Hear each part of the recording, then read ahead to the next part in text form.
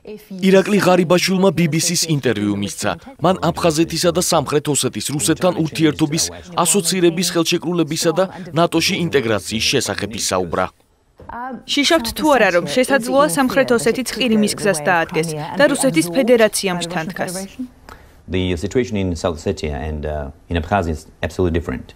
აფხაზეთსა და სამხრეთ ოსეთში სრულიად განსხვავებული ვითარებაა. დიდი შეცდომაა ყირიმისა და სამხრეთ ოსეთისა და აფხაზეთის შედარება. ამ დე-ფაქტო ეგრეთ წოდებულ სახელმწიფოებს დამოუკიდებლობის მოპოვება უნდათ. ასე არ არის. რუსეთმა ამ ორი დე-ფაქტო მთავრობის დე-ფაქტო სახელმწიფოს დამოუკიდებლობა 2008 წელს აღიარა ომის შემდეგ. მას შემდეგ არანაირი პროგრესი არ ყოფილა. ეს ორი ტერიტორია საქართველოს შემადგენლობაშია, საქართველოს მთელი არსებობის მანძილზე. როგორც ვიცი და ჩვენი ანალიზის მიხედვით, რუსეთს არ აქვს ამ ორი დე-ფაქტო ტერიტორიის დე-ფაქტო მთავრობების ანექსიის განზრახვა. რუსეთის საგარეო საქმეთა მინისტრმა სერგეი ლავროვმა განაცხადა, რომ თუ თქვენ ხელს მოაწერთ ასოცირების ხელშეკრულებას ევროკავშირთან, ამას სერიოზული შედეგები მოჰყვება. როგორ გესმით ლავროვის გაფრთხილება?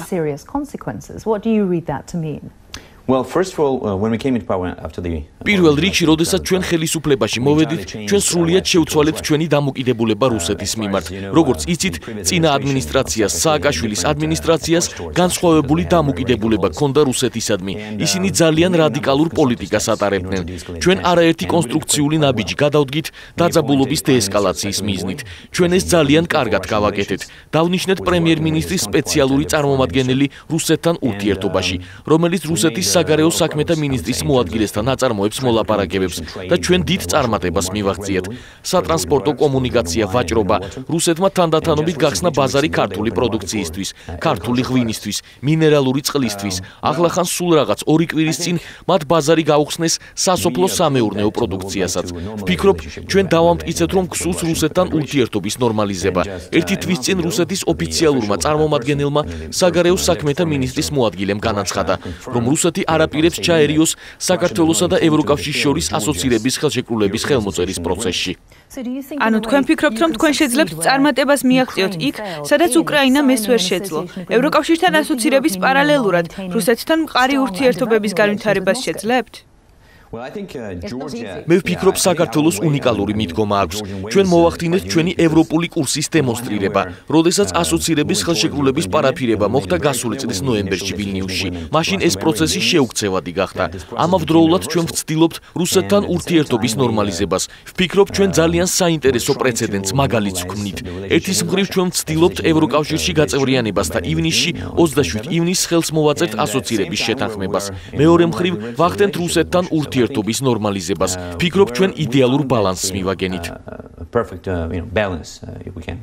ანუ თქვენ პრეცედენტს ფნით, რომელსაც შედარებით პატარა სახელმწიფო, მაგალითად მოლდოვა და შედარებით დიდი სახელმწიფო უკრაინა შეიძლება გაჰყვეს. თქვენ ძალიან თავდაჯერებული ჩანხართ. დიახ, მე დარწმუნებული ვარ. ჯერჯერობით საწინააღმდეგო ნიშნებს ვერ ვხედავ. და საქართველოს ნატოში ინტეგრაციაზე რა სიტყვით? საქართველოს სწრაფვა ნატოსკენ 2008 წლის ომის მიზეზი გახდა. ფიქრობთ, ეს ძალიან შორს მიმავალი გეგმაა? Well, we made it very clear that ჩვენ ვთქვით, რომ საქართველოს ევროკავშირსა და ნატოში ინტეგრაცია შეუქცევადი პროცესია. ჩვენ არ ვართ მიამიტები და ვხვდებით, რომ ამას დრო ჭირდება. საქართველომ ამ მხრივ უზარმაზარ პროგრესს მიაღწია. ამას ნატოს წევრი ყველა ქვეყანა აღნიშნავს. ჩვენ ჩავატარეთ თავისუფალი და სამართლიანი საპარლამენტო და საპრეზიდენტო არჩევნები. 2012 წელს გვქონდა საპარლამენტო არჩევნები და 2013 წელს ჩავატარეთ უპრეცედენტო საპრეზიდენტო არჩევნები. ჩვენ არაწევრ ქვეყნებს შორის ყველაზე დიდი კონტრიბიუტორები ვართ ავღანეთის ოპერაციაში, ISAF-ის მისიაში და 2014 წლის შემდეგაც ვრჩებით. შეერთებულ შტატებთან ურთიერთობას რაც შეეხება, ამერიკის შეერთებული შტატების ხელისუფლებამ განაცხადა, რომ ბალტიისპირეთისა და პოლონეთის ინტერესებს დაიცავს, რომ ის არ დაუშვებს რუსეთის შემდგომ ექსპანსიას. როგორ დაახასიათებდით თქვენს ურთიერთობას ობამას ადმინისტრაციასთან? Well, you mean the Georgia US administration? Okay. საქართველოსა და ვაშინგტონის ურთიერთობებს გულისხმობთ. მე ძალიან წარმატებული ვიზიტი მქონდა ვაშინგტონში. მე მქონდა შეხვედრა პრეზიდენტ ობამასთან, ვიცე-პრეზიდენტ ბაიდენთან, სახელმწიფო მდივან კერისთან. ჩვენ შესანიშნავი ურთიერთობა გვაქვს ვაშინგტონთან.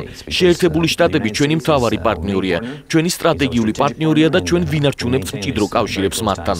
მაგრამ ვფიქრობ, რომ ჩვენი სურვილი გავწევრიანდეთ ევროკავშირში ხელს არ უშლის ჩვენს სურვილს მოვახდინოთ რუსეთთან ქვეყნებთან ურთიერთობის ნორმალიზება. Ფიქრობ, მშვიდობიანი და სტაბილური საქართველო, მშვიდობიან და სტაბილურ რეგიონს ნიშნავს. იმიტომ რომ საქართველოს ძალიან მნიშვნელოვანი სტრატეგიული მდებარეობა აქვს. Ფიქრობ, ყველა დაინტერესებული უნდა იყოს ამ რეგიონში სტაბილურობით.